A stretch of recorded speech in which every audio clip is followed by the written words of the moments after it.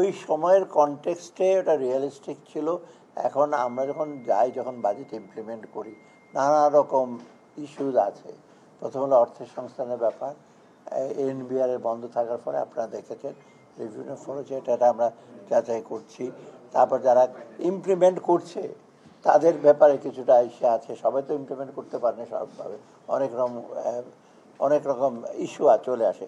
তো সেই তবে একেবারে ড্রাস্টিক্যালি একেবারে আমাদের ওই বাজেট থেকে যে এটা খুব বিরাট একটা ব্যত্যয় ঘটবে তা না, মোটামুটি কাছাকাছি। না পার্সেন্টেজ আমি এখন বলতে পারবো না। আমরা শুধু গ্রোথটা বলেছি, গ্রোথটা আমরা কমিয়েছি, তাই না? আর ইনফ্লেশনটা আমরা বলছি 7, ওটা 5 করেছি। এখন এই দুইটা মেজর জিনিস আমরা রেখেছি। আর বাকিগুলো টাকার অঙ্কগুলো খুব বেশি হেরফের হবে তা মনে হয় না। আজকে তো পারছে ইকোনমিক অ্যাফেয়ার্স কমিটি একটা হলো, আর পারচেস কমিটির মিটিং হলো। প্রথমত আর ইকোনমিক অ্যাফেয়ার্স কমিটিতে কতগুলো সিদ্ধান্ত আমরা নিয়েছি। একটা হলো আপনার এই পোর্টে অনেকগুলো গাড়ি আছে, অনেক কয়েকশো গাড়ি পড়ে আছে, ওগুলো তবে 6 বছরের পুরনো, ওগুলো ইউজেবল হবে কি না এবং ওটা ফিটনেস কিছুই হবে না, তখন আমরা ওগুলোকে বলেছি স্ক্র্যাপ করে নিলাম করে দিতে। কারণ ওগুলো বিক্রি করলেও বাইরে এসে পলিউশন হবে, এটা হবে, সেটার জন্য ওটা পোর্ট দখল করে। আর সবচেয়ে বড় ইম্পর্টেন্ট হলো আমরা ওয়েস্ট ম্যানেজমেন্ট একটা প্ল্যান্ট হবে গাজীপুর। যতগুলি ওয়েস্ট হয় একটা মডার্ন একটা প্ল্যান করা হবে, যেটা অন্য অন্য দেশের মতো আছে। আপনারা জানেন টোকিওর শহরের ভেতরে ওয়েস্ট ম্যানেজমেন্ট প্ল্যান্ট, কোপেনহেগেনে আছে, অনেক জায়গায় জার্মানিতে আছে। সেইগুলো একটা গাজীপুর একটা করবো। ওটাতে ওয়ার্ল্ড ব্যাংকের সহায়তা আছে ওখানে, আর আমাদের নিজস্ব টাকা, আর এলএনজি আপনার আমদানি করার জন্য, এই 3টা। আর এমনি পারচেস কমিটিতে যেটা সচরাচর হয়, যেমন আমরা চিনি একটু রোজাও চলে আসছে, চিনি আমরা আমদানি করার জন্য বলেছি। সয়াবিনটা আমদানি করার জন্য বলেছি, কারণ সয়াবিনের কিছুটা শর্টেজ আছে। শর্টেজ না, বাজারটা স্টেবল আছে, যেটা ওরকম জন্য থাকে। এর আগে তো সয়াবিনের দাম অনেক বেড়ে গিয়েছিল।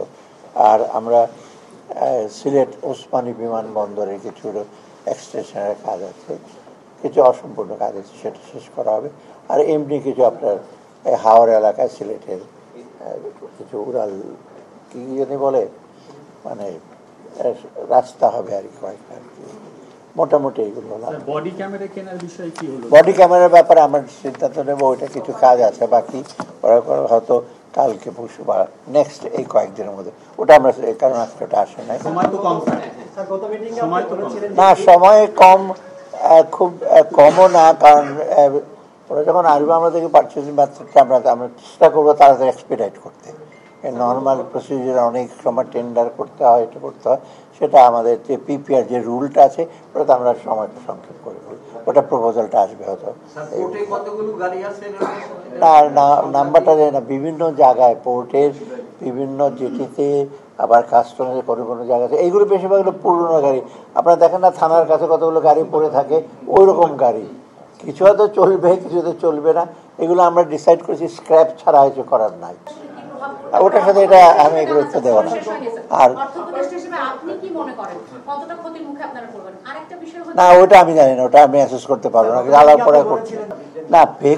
শোনেন, পে কমিশনের কাজটা কিন্তু অত জটিল, ওরা একেবারে ইন্ডিপেন্ডেন্ট কাজ করে, ওখানে কিন্তু আমাদের কোনো রকম রোল নাই। পে কমিশনে ওইখানে সিভিল পে কমিশন, ওখানে আর্মিদের জন্য আলাদা একটা ইস্যু আছে, পুলিশের জন্য।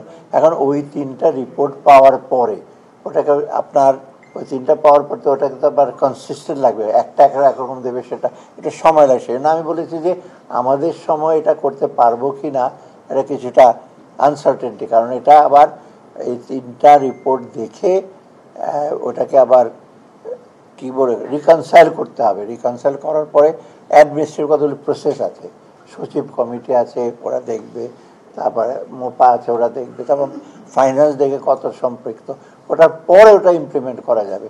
অতএব একেবারে আমাদের সমাজে ইমপ্লিমেন্ট করে যেতে পারো, সেই জন্য আমি বলেছি যে এটা আমরা একটা পুরোপুরি একটা সেট আপ, একটা রিপোর্টটা পাওয়ার পর একটা মোটামুটি একটা ফ্রেমওয়ার্ক দিয়ে যাব।